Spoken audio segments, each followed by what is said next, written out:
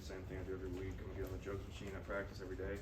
It's just one of those plays that I usually make, and I just didn't make it, and I just gotta fix it for the next time. But we try not to think about that stuff. We just kind of put it right past us, because when you think about those drops and let those kind of affect you, it'll just carry for the next play.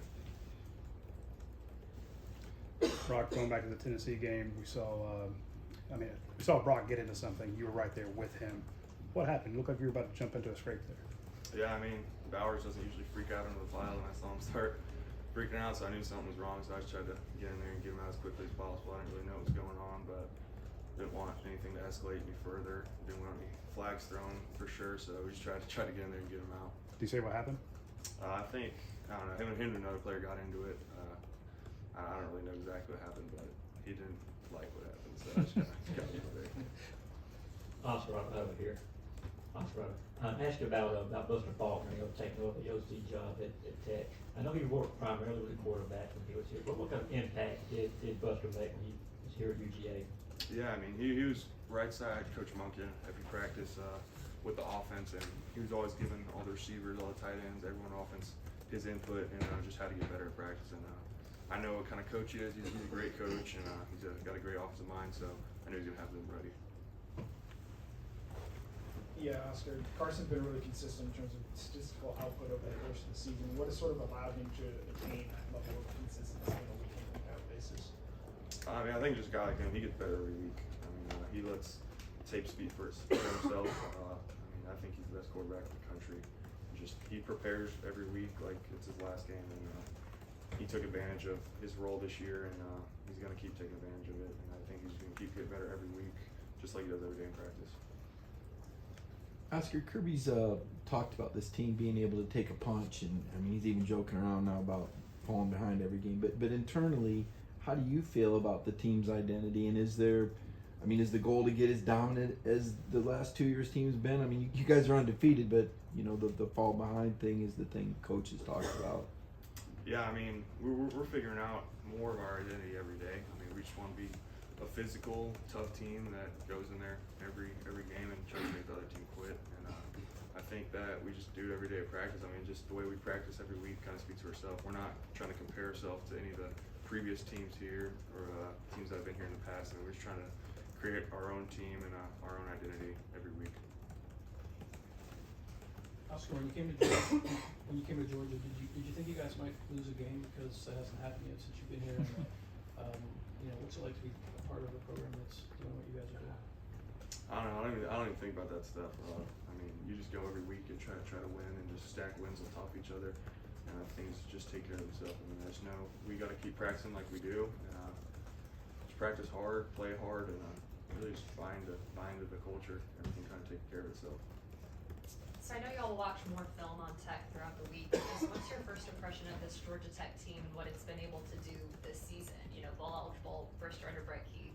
Yeah, I mean they're a great team. It's gonna be a dogfight. We know they're gonna bring their best game.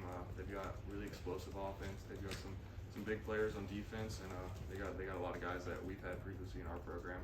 And I just know how Coach Faulkner's run their offense is kind of similar to ours. And I mean they're an explosive team, and they've won their last 2 games. And I mean they're gonna come ready to play on Saturday. This is sort of a random question, but what are your rules about phones, like in meetings or when you're in the building? I mean, it's really just a given rule. I mean, when we're in meetings and stuff, no one has their phones with them. Everyone's just kind of logged in. It's almost like being at school, being in class. I mean, you're not gonna have your phone out. I mean, when you're at the facility by yourself, not doing anything, I mean, you can have your phone with you at all times, everything. I mean, we don't film in the locker room or any stuff like that, but really it's just when you go to meetings and going to practice, no one has their phones. It's just kind of a given.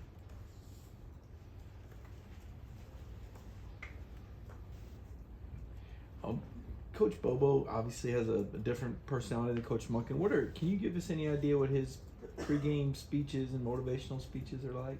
Yeah, I mean, they're straight juice. I mean, he gets us fired up for the games and after the meetings, and I mean, he speaks right from the heart, and he really cares about us, and you can tell that he really loves us and loves us as an offense, as a team, and it's like we're in a big family. So I mean, we really care about him, and he cares about us, and we all just go out there every day to play for each other and just our inside these walls, players inside these walls.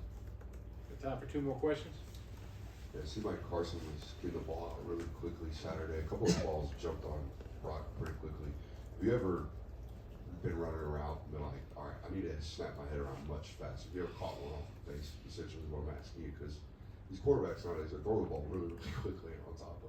Oh yeah, I mean definitely. I mean it's all part of timing, and that's what we work at every day in practice. And different teams you play, you got to speed things up or kind of slow things down, just depending on who you're going against and the personnel you're going against. And just really kind of you find that rhythm with you and your quarterback, especially Carson, and just everything we do at practice. I mean he's always going to put the ball there at the right time in the right spot, and it's great to have a quarterback like that. And we just kind of got to adjust to it and just kind of. I mean he's going to make us right. Another Carson question, but you said you thought he was the best quarterback in the country, and it's interesting that he's not going to stump for himself. But in the whole Heisman conversation, we all understand why his numbers aren't what his are because of the way you play. But you feel like your quarterback should be in that, at least invited to New York?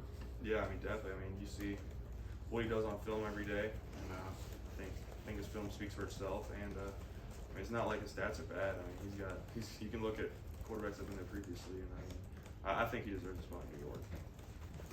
Thank you, Archer.